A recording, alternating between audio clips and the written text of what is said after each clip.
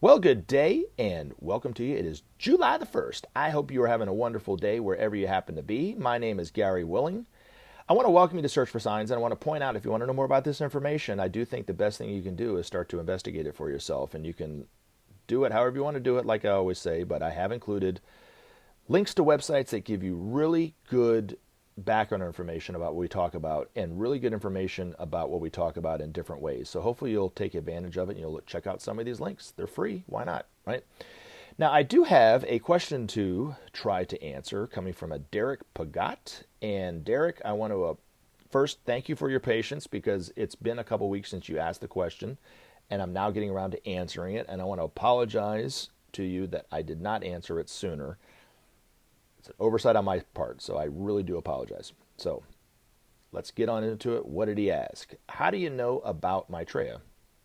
Now, this question, I don't think anybody's ever asked me this question before, so I'm trying to figure out how to answer it. I found out about Maitreya and this information back in the early to mid 90s, maybe 94, 95, something like that. A friend of mine was quite pushy in asking me to help to go with him to a New Age bookstore for some reason. He didn't want to go by himself. And I remember at the time I was like, why are you asking me to go, Michael? You're a grown man. You can go on your own. But he wanted company.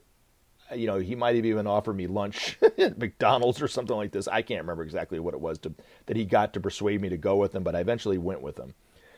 And he wanted me to help him pick out a book. And I didn't know anything about New Age, but I was like, why do you want me to help you pick out a book? But whatever. So we ended up going.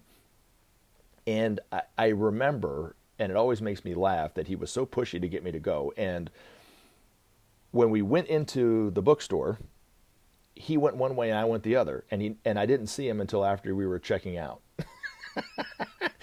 So anyway, but when he was doing his thing, I was just kind of walking around looking at the little statues or the crystals or whatever. And then I started checking out some of the titles of some of these books. And some of them I was like, man, these are crazy titles, man. It's like, all these different things. And I might have picked up a book or two and kind of perused through it and just put it back on the shelf. But anyway, I came across Maitreya's Mission Volume 2, which is a book that Benjamin Creme wrote. And I remember very clearly when I saw the name Maitreya going, I've seen or heard that name before. Where have I seen that name before? And I pulled the book off the shelf and I opened the book up directly and it went right away. It went right to the picture of Maitreya as he appeared in Nairobi, Kenya, which is this picture that is in it's the most popular photo of how Maitreya looks as a familiar. It's him with the white headdress. And if you don't know where that picture came from, Maitreya appeared out of the blue in front of 5,000 or 6,000 people in, I think it was June of 1988. And now it was a fundamentalist Christian group that he appeared before. And the woman that headed up that group, her name is Maitreya. Very fundamental interview, doesn't believe any of this information. She was actually even told later on that there was a group called Share International that believed he was Maitreya come back. She didn't believe any of it. And if you search on YouTube, Maitreya, you can see, I think it was 60 Minutes, if I'm not mistaken, the CBS program. If you're not familiar with that program, it's a news program. But anyway, of her testimony of what happened. And it was quite extraordinary, the 15 to 20 minutes when Maitreya was appearing to this group. Disappeared in the same way that he appeared. And it was written up by a gentleman for the Nairobi Times, I think was the paper that it was in. It went all over the news wire. All the major news media picked it up. And it was really, they saw it as quite an extraordinary event. You were even asking the question, does this mean that Jesus is coming back? Because she was claiming it was Jesus and so forth. And then, quite unknown, because nobody's really come out since then, but he's appeared to other groups that were religious fundamentalist groups, Catholic groups, Protestants, Baptists, Muslim groups even, Jewish groups even, all over the world in all different ways. And at this time, he spoke perfect unaccented Swahili, apparently, and spoke for about 15 or 20 minutes. Healed hundreds of people in the crowd and that kind of thing, like I said, and then disappeared. And like I always like to jokingly say, as much of a miracle as it is for somebody to appear out of the blue the way that he did, I think it's just as much of a miracle to speak unaccented Swahili. I'm kidding. No, but anyway, but when I saw that photo, Derek, I remember thinking to myself, I've seen him before somewhere. Where have I seen that guy? And I didn't really know much about it. Like I said, I didn't know anything about it, but I was like, well, maybe there's something to this. So I didn't go there to buy a book, but I ended up buying Maitreya's Mission Volume 2, like I was saying.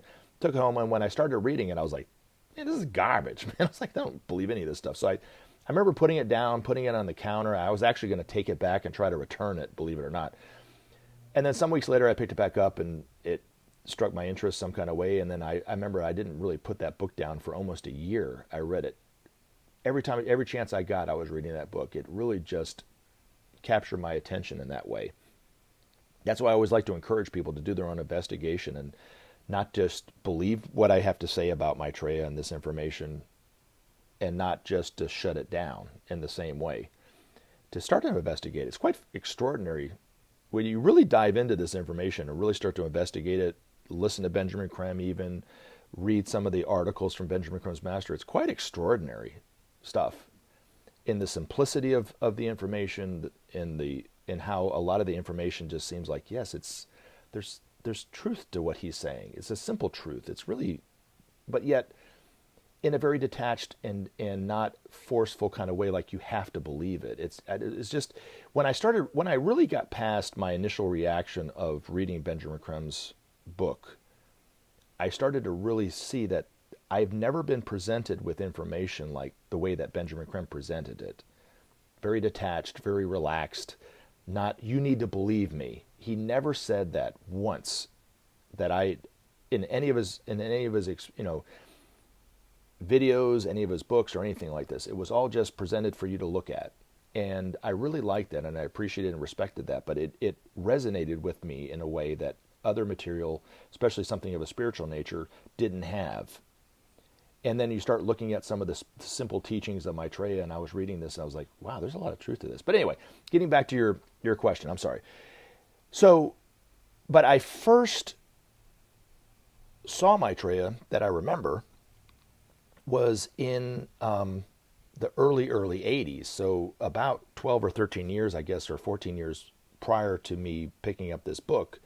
I was in the third grade, didn't know anything about anything when it comes to Maitreya or these masters, was not thinking about having an experience like this, and then put it in my mind and just made it out something that it wasn't anything, something kind of thing, if you know what I mean. But I was sitting with my classmates and during lunch, and Maitreya appeared to me as a young boy about my age, about 9 or 10. And he was blonde hair and blue-eyed, and gave me this huge hug. And I guess it must have been the first time I saw him, because he said, I missed you so much, my brother. I love you so much, right? So maybe that was the first time I saw him in this lifetime, I guess. But anyway, started shaking me back and forth as this huge hug. I mean, he was really just shaking me, and embarrassed the fool out of me in front of all my classmates. They were all laughing at me. So they all saw him too. And I pushed him away and said something kind of snide to him, like, get away from me, you octopus. But the point of it is, too, this story is when he turned around and looked at me, even though he was a young boy, blonde hair and blue-eyed, it was the same look in that photo of him in Nairobi, Kenya. Now, Maitreya looks how he looks in London, looks how he looks on TV. He appears, he looks a certain way. But Maitreya, like any of these other masters, can create a thought form of a person that is him. So when I say I've had Maitreya experiences, or I've seen Maitreya in my life, it's not how he looked in London or how he's going to look when we recognize him on TV. I've seen him as a elderly lady, as an older man, kind of looking how George Burns looks in Oh God, the movies Oh God, to this young boy, that kind of thing. Looking all different types of body types and everything like this. And so he creates this thought form, and then he can, and any of these masters can do this, and they do this, and he can talk to a person that he wants to talk to, or give a teaching to, or a blessing, or a healing to at the time.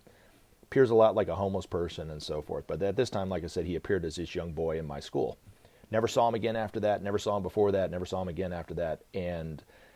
But when I picked up that book and I saw that picture, I recognized him as this boy, even though he didn't look like him. So Maitreya has appeared before tens of millions of people as a familiar.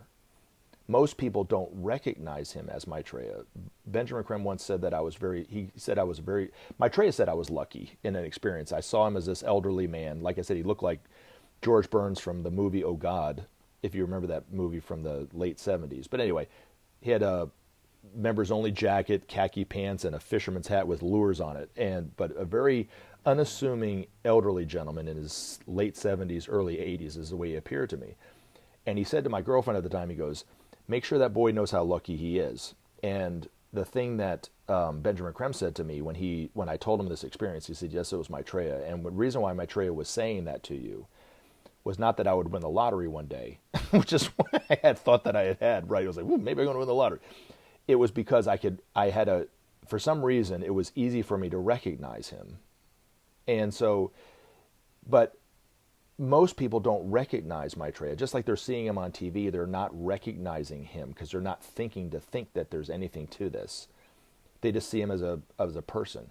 But I'm convinced. I've convinced myself, or what I think is going to happen to a lot of people is once Maitreya starts to really talk with a greater sense of urgency about the problems of the world and so forth, and they're starting to think there might be something extraordinary about this guy, not because he's talking about the problems in the world, but the way that he's speaking about those problems, relaxed but yet with a sense of urgency, without any pretense, without any type of hidden agenda, heart to heart, in that kind of way, waking up the hearts of the people that are listening to him. When it really starts to really kick into people that there's something extraordinary about this man on TV that's speaking to him the way that he is, that they might start to recognize, I've seen him before somewhere, because they had, or if it's not until Maitreya declares himself on the day of declaration, and then people really start to know and wonder who this guy is,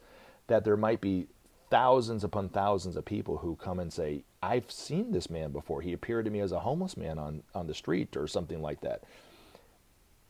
Even to the point where I think that the familiar that he's using on TV, or the way that he's looking on TV, which is not how people expect him to look, apparently, and aren't recognizing or picking up on it,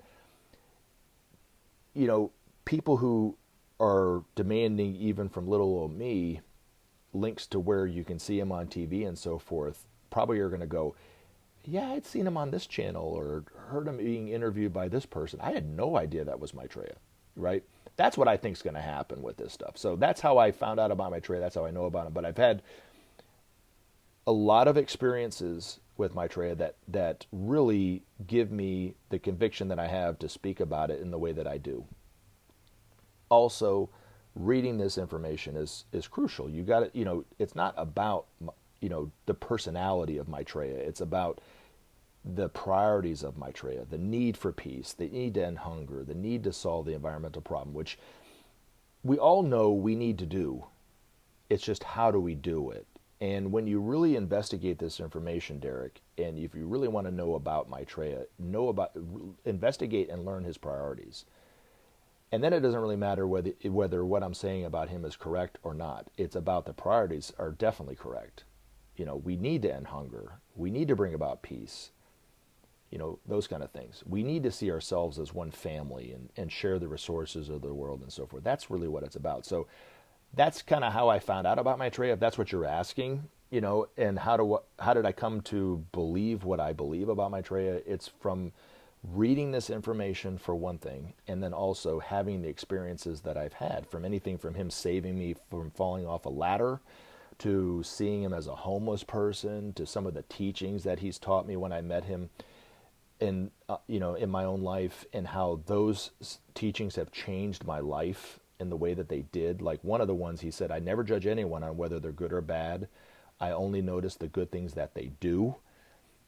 And when I started to really apply that to people in my life that I had difficulty with, my relationships with that person has changed. So I used his teachings, and they changed they've changed me. But I'll leave you with this. I saw him on the street as a young African-American boy who was about in his early 20s, or a young African-American man, in his early 20s. Very handsome gentleman that I saw. And he and I spoke for several minutes alone as I was going back to my car. I saw him at a peace rally. And then he and I started talking to one another after I had left by myself. But the one thing that he said to me, he said a lot of things to me, like what I just said. I never judge anyone on whether they're good or bad. I only notice the good things that they do. That was one thing that he said to me at that time. The other thing that he said is, you're going to see me on TV real soon, and we're going to change the world together. Derek, thanks for the question, buddy. We'll talk to you soon. Remember to take action and help SOP save our planet. Thanks for listening, and we look forward to talking to you again in future videos.